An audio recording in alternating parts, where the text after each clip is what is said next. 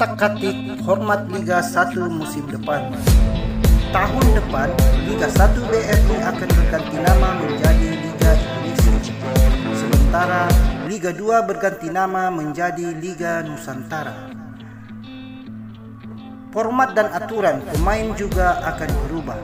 Apakah liga baru ini akan meningkatkan performa klub-klub Indonesia atau sebaliknya? Sistem playoff dan aturan pemain asing di Liga 1 Indonesia musim depan akan berubah. Setiap klub diperbolehkan untuk mendaftarkan 6 legion impor. Salah satu contoh liga yang menggunakan sistem playoff adalah Amerika Serikat.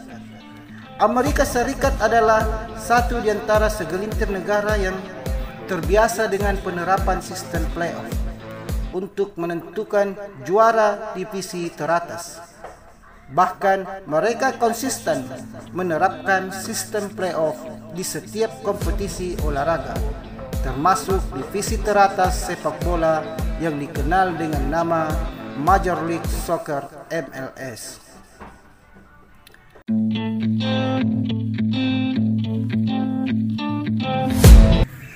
Berdasarkan keterangan dari Ketua PSSI Erick Thohir, 6 legion impor itu terdiri dari 5 pemain asing dan 1 dari wilayah Asia Tenggara.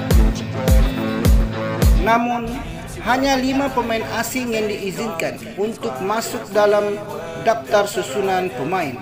Artinya, 1 legion impor tidak boleh masuk skuad suatu tim dalam setiap pertandingan. Sejak 2017 hingga musim ini, kuota legion impor Liga 1 berjumlah 4 yang terbagi menjadi 3 pemain asing dan 1 Asia.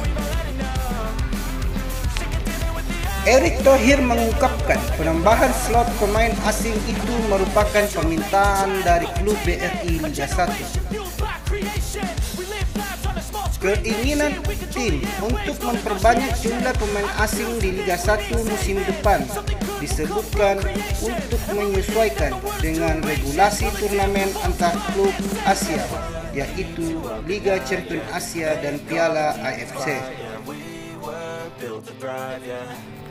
Menurut pemberitaan Reuters, pada 25 Februari 2022 lalu, mulai musim 2023-2024, setiap klub Liga Champions Asia dipersilahkan untuk memainkan maksimal 5 pemain asing dan 1 dari Asia.